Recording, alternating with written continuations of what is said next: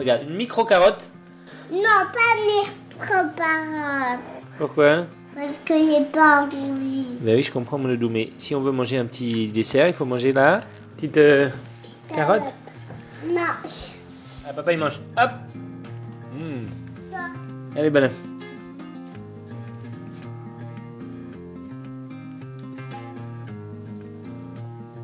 Allez, comment?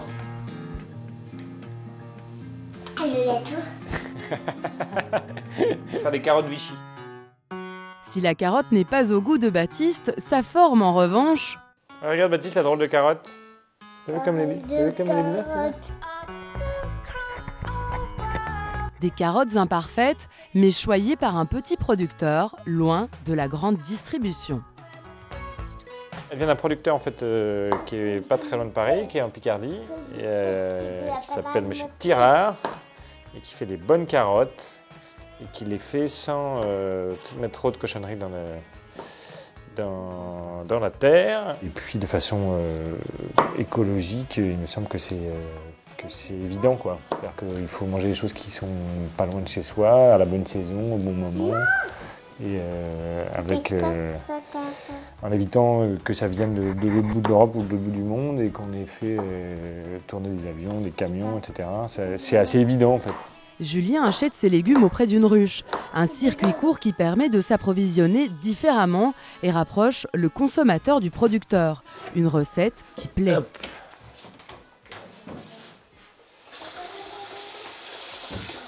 La casserole, on va recouvrir d'eau, mettre un peu de sucre et un peu de beurre.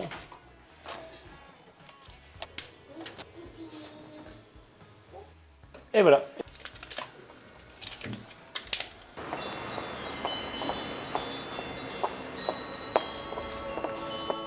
Magali, la femme de Julien, est à la galerie qu'ils ont créée ensemble. C'est ici que tous les mercredis, elle passe commande à la ruche. Je vais démarrer mes achats. C'est organisé par producteur. Je vais prendre les noix qui ont l'air pas trop chères. C'est dommage, les radis sont épuisés. Bon, en même temps, c'est pas la saison, j'imagine qu'il n'y en a plus beaucoup.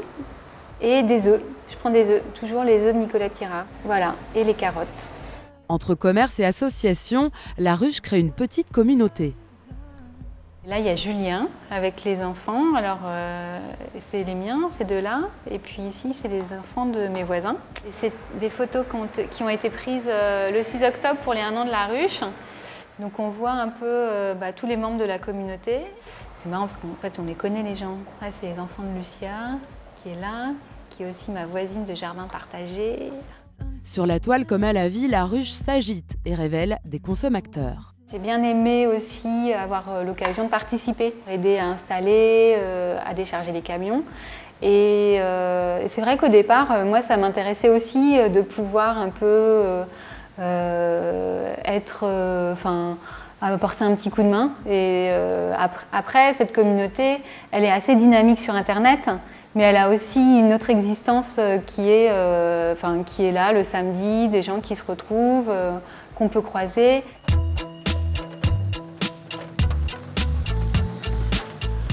Elle, c'est Hélène. Elle a créé la ruche du 10e il y a 1 an, mais elle n'est pas seule. Elle a ses petites abeilles bénévoles.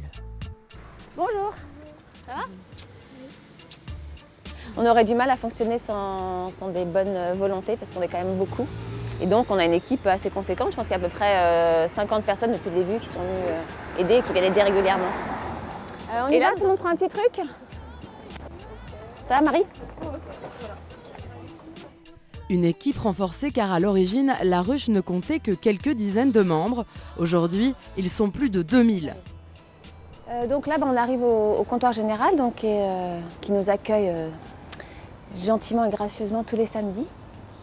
Et donc là, on va s'installer. En fait, les consommateurs arrivent dans 1 heure et on a 1 heure pour tout mettre en place. Donc ça va être un peu un défilé de cagettes, de caddies, de chariots à roulettes. Ouais, je pense qu'ici c'est très bien. Voilà, ici un petit peu dans le renfoncement. Pour l'heure, Hélène organise l'espace et répartit les tâches avant l'arrivée des producteurs.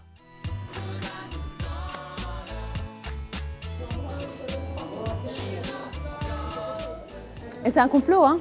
C'est ça, mais c'est... Ouais. Bah, non mais il y en a qui viennent ensemble. C'est-à-dire que Châteauneuf, Val-d'Auty, Sologusto, Tirard et Hérisson viennent ensemble. Ouais, donc, Après, déjà, putain, ça fait mais tout le monde est sur messagerie. Si vous voulez. Par contre, peut-être commencer juste, il y a des diables qui sont là, à les sortir pour dès qu'ils arrivent. Tu vois, t'as trouvé des trucs à décharger toi? Ouais. Ah, il y en a qui arrivent? Ok. Bon bah là les producteurs sont arrivés donc il est temps d'aller décharger de la cagette.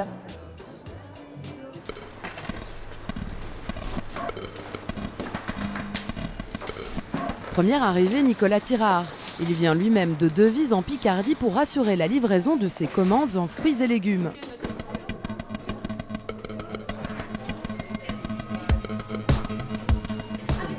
Souvenez-vous, c'est chez lui que notre jeune couple a fait ses emplettes.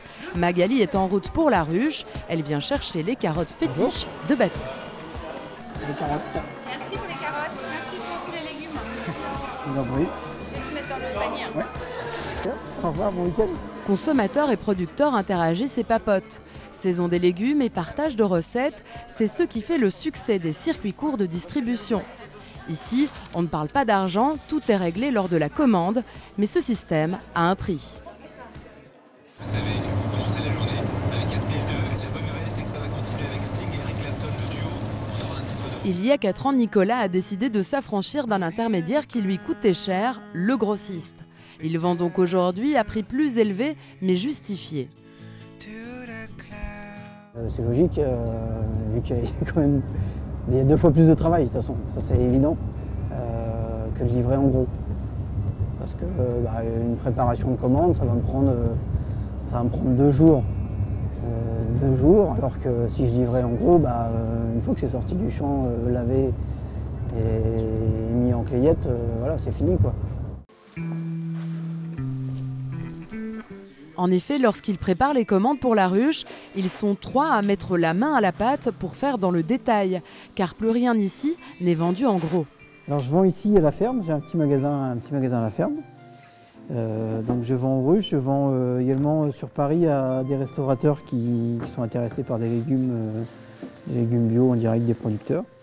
Donc oui, il y a à peu près les 2 tiers de production de légumes qui part pour les différentes ruches que je livre. Donc ça me permet de valoriser vraiment en direct ma production, quoi. Depuis qu'il opère avec les ruches, Nicolas a dû accroître sa production, mais pas question pour autant de changer sa façon de travailler. Pour lui, les codes alimentaires changent, il s'adapte et veut faire la différence.